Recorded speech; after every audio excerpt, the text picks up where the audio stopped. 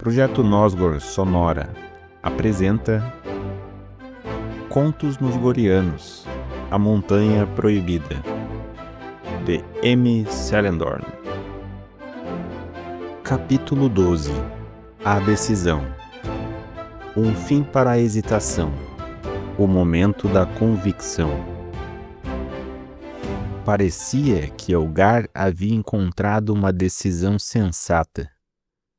Pelo menos, Galdor e Zarus estavam conscientes que o Senhor dos Humanos decidiu o problema com sensatez. Muito bem, interveio Zarus, mostrando-se satisfeito.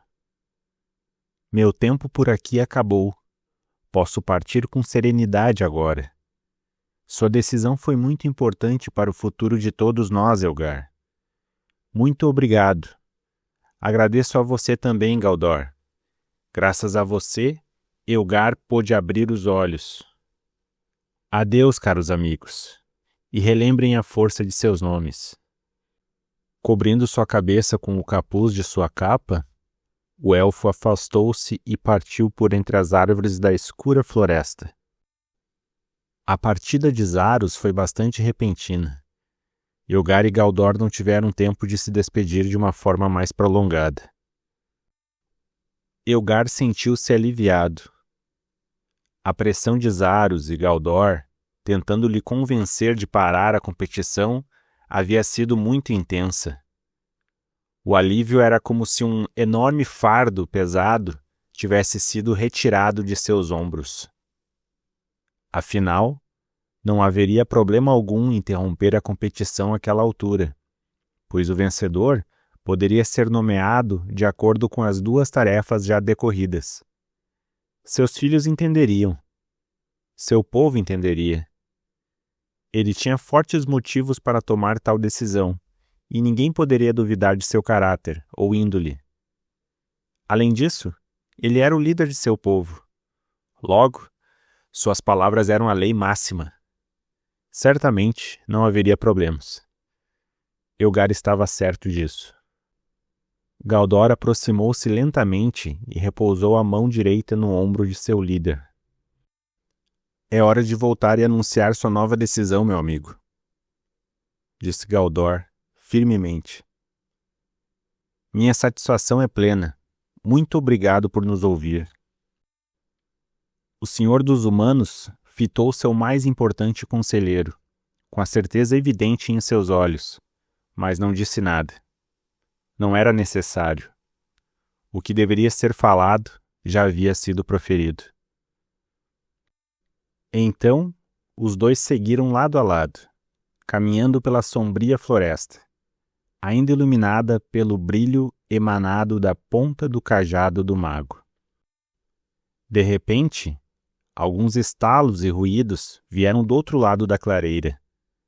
Os dois foram surpreendidos com a chegada de outro indivíduo ao local. Era um galopar pesado e forte. Ao que tudo indicava, o indivíduo estava montado em um cavalo. Galdor e Elgar voltaram sua atenção para o local às suas costas, onde antes estiveram.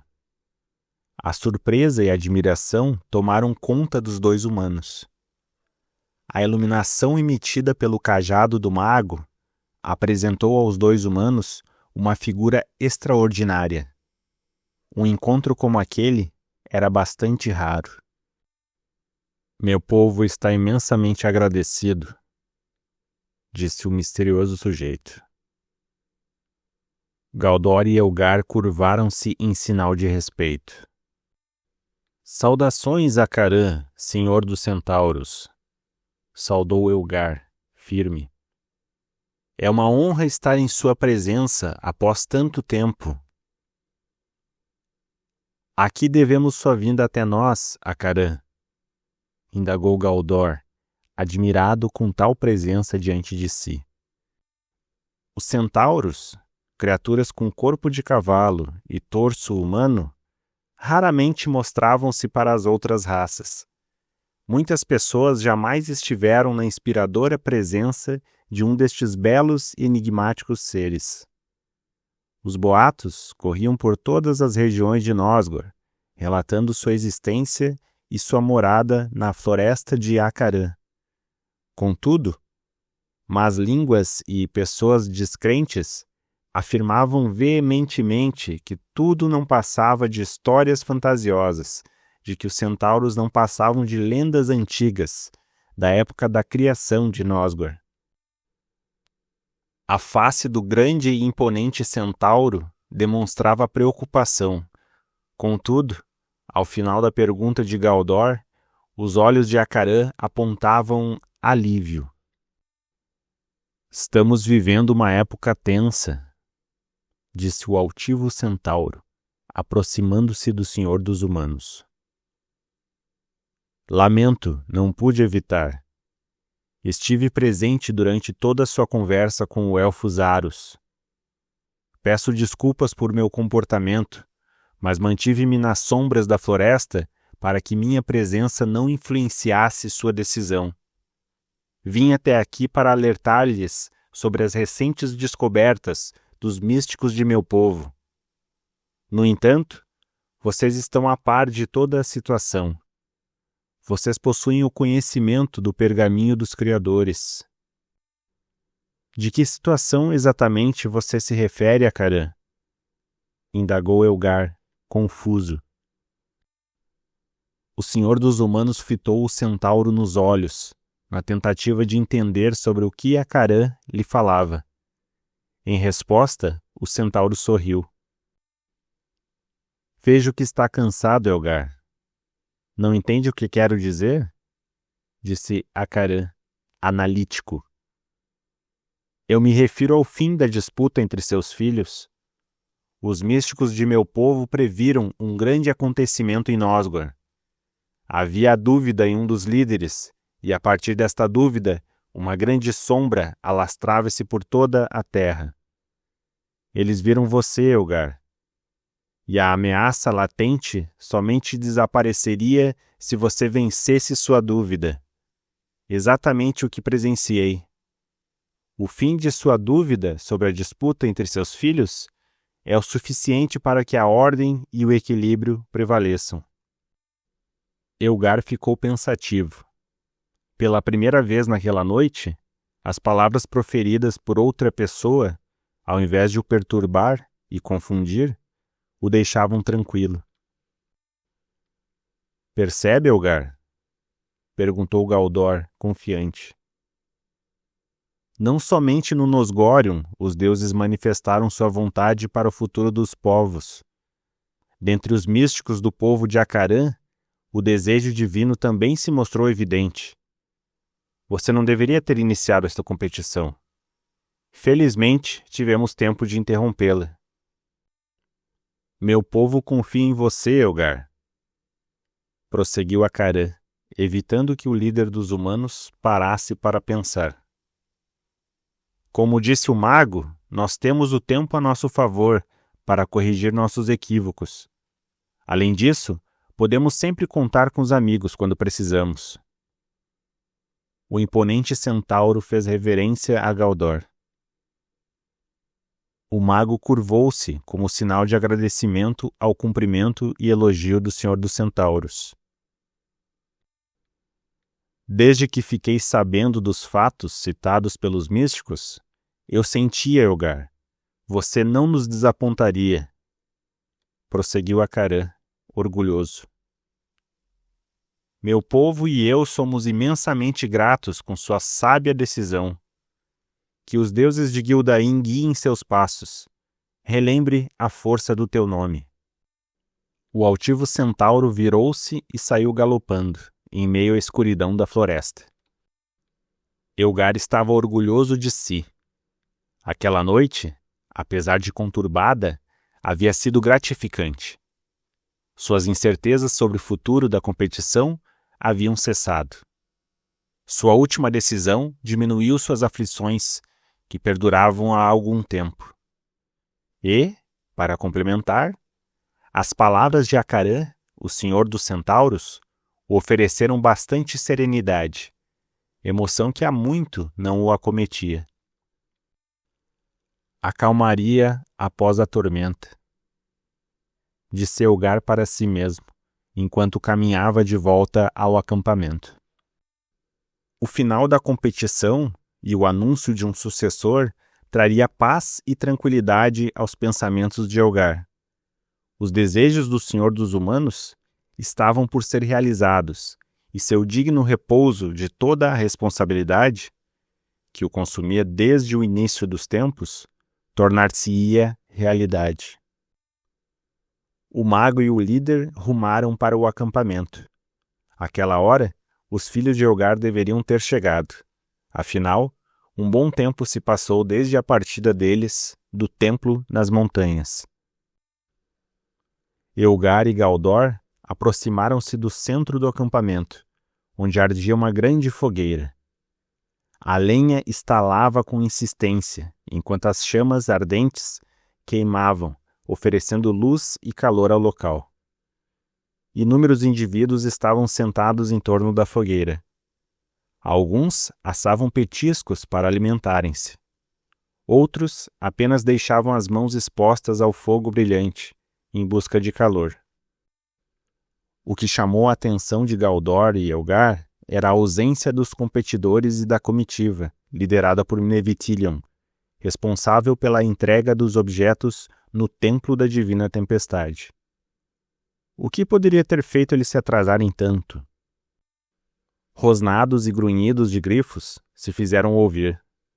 Era a comitiva do Senhor dos Elfos chegando, diretamente do norte.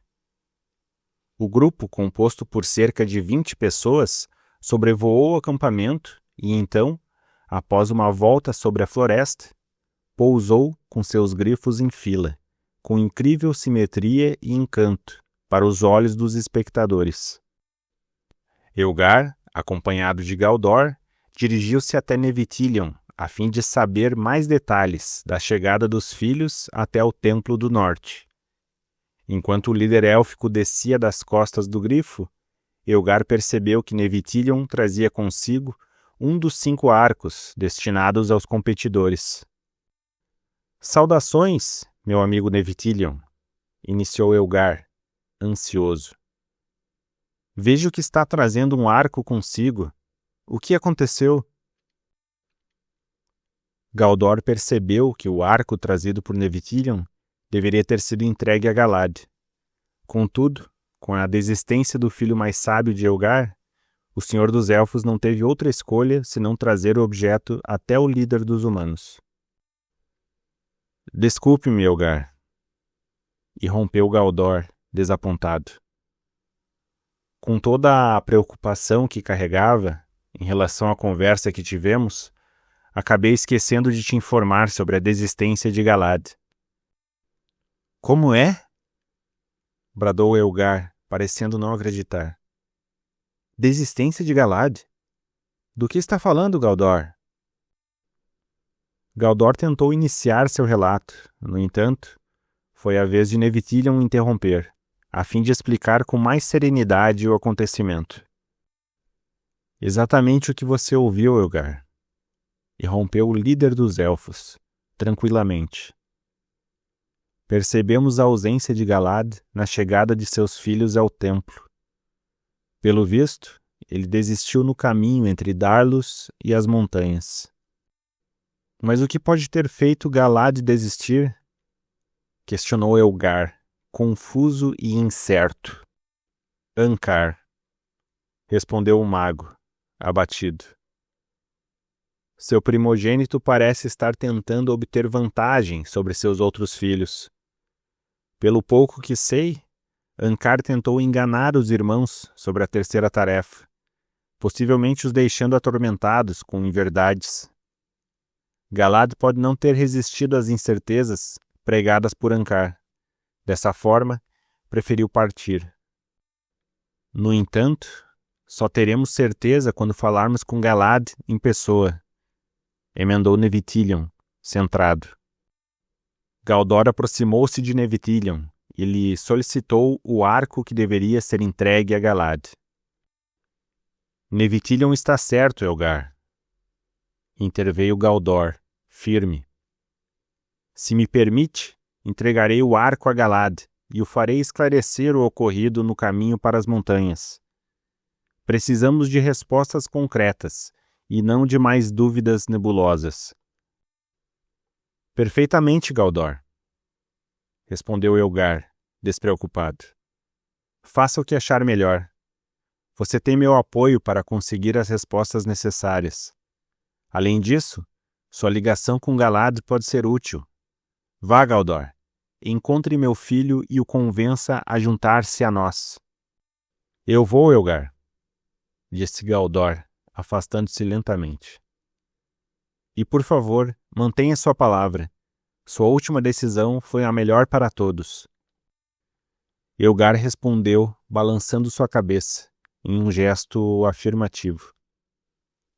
O mago despediu-se de seu líder e do Senhor dos Elfos, dizendo o cumprimento típico de "relembre a força de teu nome". Seu tom era de prudência. Com a rota a seguir traçada em sua mente, Galdor posicionou o arco élfico em seu ombro, como se fosse uma bolsa, e afastou-se, em direção dos grifos, rumo à brava margem, em busca de Galad. O Senhor dos Humanos reuniu-se com o restante das pessoas em torno da fogueira. Nevitilion e os elfos o acompanharam. Todos estavam ansiosos pela chegada dos 4 filhos competidores. O céu sombrio, porém repleto de estrelas brilhantes e perdidas, anunciava o ápice da densa noite. As tochas de fogo insistiam em arder e estalar, espalhadas por todo o acampamento dos humanos, no bordo oeste da floresta. O tempo passava lentamente, e a vinda dos filhos de Elgar insistia em tardar. O caminho do templo nas montanhas até a floresta estava iluminado por inúmeras tochas de fogo. Era improvável desviar-se de uma estrada tão direta como aquela. Contudo, Elgar preocupava-se cada vez mais com a demora dos filhos. "O que está acontecendo?" murmurou a si mesmo o Senhor dos Humanos, ansioso. "Por que ainda não chegaram até aqui?" O Senhor dos Elfos, apoiado em uma das árvores próximas de Elgar, fez questão de confortar o amigo humano, pois sua audição élfica, a melhor dentre os 5 povos, escutou a aproximação de cavalos. "Não se preocupe, Elgar", anunciou o senhor élfico, sereno e firme. "Ouço o galope de cavalos se aproximando. Seus filhos estão chegando." O galope tornou-se mais intenso e logo ficou audível até mesmo para ouvidos humanos. Os 4 filhos de Elgar chegariam muito em breve. A movimentação no acampamento anunciava o final da corrida. O Senhor dos Humanos dirigiu-se para diante da linha de chegada, demarcada com inúmeras bandeirolas coloridas. Os 4 cavaleiros surgiram sob o céu negro estrelado. Os 4 irmãos cavalgavam incansavelmente rumo ao último destino da competição. Egnaron, Artongel, Artongil e Ankar galopavam lado a lado. Seus olhos estavam fixos na linha de chegada, metros à frente. Seus pensamentos imaginavam a vitória alcançada no último detalhe, no último suspiro de seus animais. Suas mãos insistiam em chacoalhar as rédeas de couro, na tentativa de oferecer uma última investida a seus cavalos, incansáveis e velozes. A multidão agrupou-se em torno de Elgar. Muitas daquelas pessoas eram familiares dos competidores. As vozes tornaram-se mais intensas e os cavaleiros encheram-se de confiança com os brados de apoio. Aos poucos, aproximaram-se da linha de chegada. A definição de um vencedor ainda era improvável, pois nenhum dos 4 irmãos tinha maior vantagem sobre os outros. Os cavaleiros avançaram velozes. Artongel passou a liderar a parte final da corrida. Ankar, em segundo, tentava com insistência em agitar as rédeas de seu cavalo negro em uma última esperança de ultrapassar o irmão. Egnaron seguia logo atrás, acompanhado de Artongil muitíssimo perto. A expectativa reinou. A miscelânea de fatos ofereceu um grau de suspense e ansiedade ao tão aguardado final da corrida. Os brados e gritos da multidão, a apreensão explícita nos olhos de Elgar, o pesado galope dos cavalos, o silêncio profundo e a sensação de pausa no tempo. Os esforços em vão dos irmãos e a chegada arrebatadora de Egnaron em primeiro lugar. Levado por seu cavalo branco, Egnaron conseguiu sagrar-se o vencedor da terceira etapa da corrida. A multidão cercou o cavaleiro vitorioso e o ergueram para o alto, comemorando intensamente a glória alcançada. Artongel e Artongil vibravam e aplaudiam bastante. Os dois reconheceram que o final daquela corrida havia sido surpreendente. Afinal, a poucos metros para a chegada, Egnaron saltou da terceira colocação para a vitória. Um feito incrível para a época. O grande urso relembraria por muito tempo aquela vitória sobre os irmãos. Embora a celebração da chegada dos filhos de Elgar à floresta fosse animada, Ankar, terceiro colocado na corrida, afastou-se da multidão e da algazarra, abatido e revoltado. A indignação em seu peito o fez isolar-se de seus familiares para um momento de reflexão.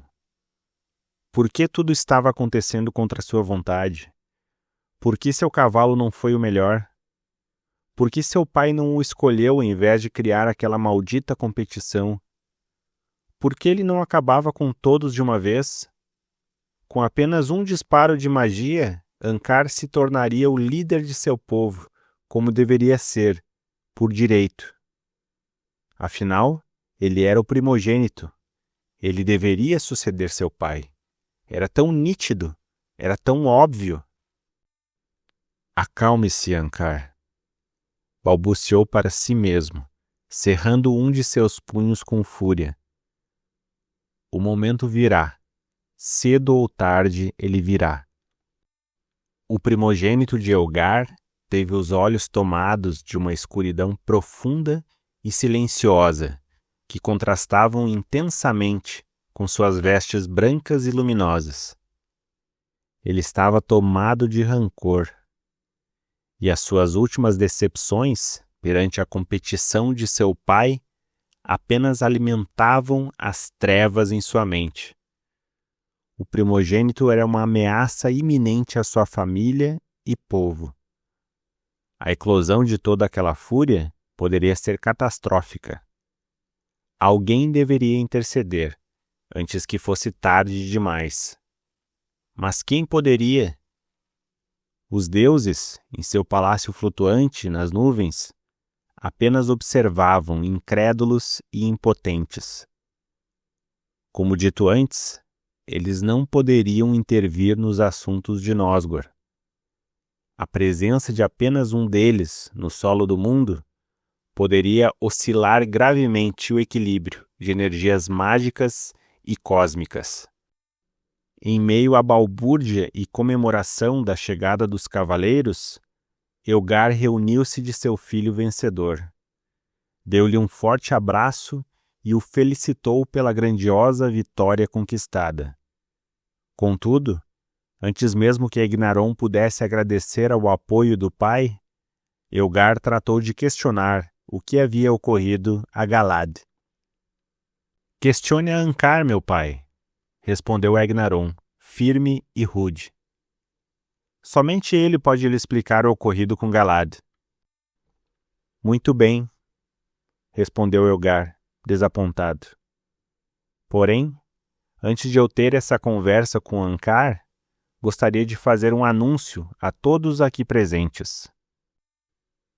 Elgar fez questão de atrair a atenção de todos para si. A euforia da multidão diminuiu de intensidade. Ankar, antes afastado, aproximou-se do grande grupo, interessado e curioso pelas próximas palavras de seu pai. Então saberemos como será a terceira tarefa, resmungou o primogênito para si mesmo. Assim como Ankar, grande parte da multidão reunida acreditava que o próximo anúncio de Elgar seria sobre a tão misteriosa e aguardada terceira tarefa. No entanto, para a surpresa de todos, as palavras de Elgar foram completamente inesperadas. Caros amigos, familiares e, principalmente, meus filhos competidores, iniciou o líder dos humanos, convicto. Gostaria de informar a todos uma última mudança na competição. Acredito que todos estejam esperando o anúncio da terceira tarefa. Contudo, devo informá-los que a disputa para encontrar meu sucessor chegou ao fim. Elgar foi interrompido por exaltações provindas do meio da multidão, mas ele as ignorou e prosseguiu. Minha decisão de encerrar a competição foi o melhor para todos. Meu sucessor será o que melhor executou as tarefas realizadas até agora. No entanto, como temos um empate, terei de analisar qual dos competidores empatados teve melhor desempenho. O anúncio oficial será dado somente amanhã. Agora, descansem e desfrutem do banquete. A multidão pairou inquieta. As vozes confusas misturavam-se entre perguntas, sugestões, críticas, sussurros e hipóteses. O anúncio de Elgar despertou diferentes emoções nas pessoas reunidas. Desapontamento, alívio, dúvida, mas, principalmente, perplexidade. Egnaron, o grande urso, inicialmente estranhou o comportamento de seu pai, embora mais tarde tenha sentido certo alívio. Além disso, independente da decisão de Elgar, o filho Egnaron, como amostra de profunda lealdade, o apoiaria sem questionamentos. Artongil era o mais inquieto de todos. A súbita decisão de seu pai e o proclamado fim da competição o deixaram atordoado. Ele sentia-se com a mente exaurida após todos os acontecimentos. Primeiro, o ataque desvairado de criaturas bestiais em meio à névoa da estrada para Darlos. Depois, os comentários de Ankar sobre a terceira tarefa. Então, motivada pelas palavras duvidosas do irmão mais velho, a desistência de Galad da disputa. Ora, cavalgavam para Darlos em meio à escura e fria noite. Ora, cavalgavam até o templo no norte, em uma bela tarde ensolarada. Ora, Artongil descobria por meio de Ankar que Artongel dizia-se melhor arqueiro dentre eles. Em um dado momento, os filhos de Elgar recebiam um escudo com inscrições na língua dos anões. Mais tarde, um arco com inscrições em élfico. Os fatos aconteciam com uma terrível tormenta, despencando um atrás do outro na linha do tempo. Artongil mostrava-se cansado. Talvez a liderança de um povo requeira uma maior preparação, pensou ele. Artongil sentiu que não estava preparado. Artongel aparentava estar aborrecido. Ele estava chateado, principalmente por sua questão com Artongil. No entanto, o fim anunciado da competição o deixou com emoções ambíguas. Embora no início participasse da competição apenas para fazer a vontade de seu pai, Artongel estava empolgado com a corrida a cavalo. A partir do anúncio do fim, primeiramente respirou aliviado, pois temia a tão misteriosa tarefa preparada pelo pai. Logo, ficou impaciente, pois aprendeu a desejar veementemente a vitória na competição e o título de Senhor dos Humanos. Era lamentável a não realização da terceira tarefa, porém, Artongel tratou de aguardar com paciência. A oscilação de pensamentos estava mostrando-se imprevisível, principalmente dentre os indivíduos de seu povo. O primogênito de Elgar recebeu o anúncio do pai como um insulto. Não bastasse deixar de confiar a sucessão a mim, ainda trata de fazer mudanças descabidas. Isto é inaceitável, murmurou Ankar em voz baixa para si mesmo. Justamente quando via a terceira tarefa como uma maneira de superar meus irmãos, isto é inaceitável. Nevitillion e os elfos que o acompanhavam observaram Ankar atentamente. O primogênito de Elgar tratou de sair de cena. Ele percebeu que seus murmúrios poderiam facilmente ter sido escutados por ouvidos élficos. Ankar estava incrédulo. Ele insistia em tentar entender os motivos do pai para uma decisão tão abrupta, tão inesperada. Ankar sentia-se traído, insultado, revoltado. A devastadora fúria acumulada em seu peito parecia não ter espaço suficiente para manter-se silenciosa. Ankar sentia que deveria agir. Por isso, tratou de buscar algumas respostas para as inúmeras questões que tomavam seus pensamentos. A escuridão da noite consumia o entorno do acampamento dos humanos. As tochas de fogo continuavam a oferecer iluminação e a grande fogueira no centro do local insistia em arder em uma grande chama, ofertando calor e luz aos presentes. Elgar percebeu que era tarde. Pensou em recolher-se para sua tenda. As pessoas permaneceram animadas, embora estivessem ressabiadas com o desfecho da competição. Muitas ficaram no entorno da fogueira, próximo de onde estava a mesa com o banquete de celebração. Egnaron, Artongil e Artongel, em busca de repouso, seguiram as tendas destinadas a eles, acompanhados de seus familiares mais próximos. Os magos de Brava Margem, guiados por Arnus, seguiram para perto da fogueira, no centro do acampamento, enquanto a comitiva de elfos, liderada por Nevitillion, dirigiu-se para uma das maiores e mais ornamentadas tendas do lugar, erguida especialmente a eles. Elgar permaneceu próximo de onde havia anunciado o fim da competição, local bastante próximo de onde os cavalos estavam acomodados. Diante de Elgar, um indivíduo de vestes brancas surgiu, com a face pouco amigável, desejoso de uma conversa. O que faz aqui? Você não deveria estar descansando, Ankar? Tenho dúvidas, meu pai, e gostaria de saná-las. Muito bem, iniciou o líder dos humanos. Eis uma ocasião adequada para conversarmos. Estou curioso para saber como você fez Galad desistir da competição. Os dois entreolharam-se com firmeza. O ambiente tornou-se tenso, o ar ficou pesado e a noite parecia ter congelado no tempo. Aquela seria uma importante conversa para o futuro dos povos de Nosgor. Bastava uma palavra para que tudo se modificasse. Bastava uma única palavra para que tudo se perdesse. Fim do capítulo 12.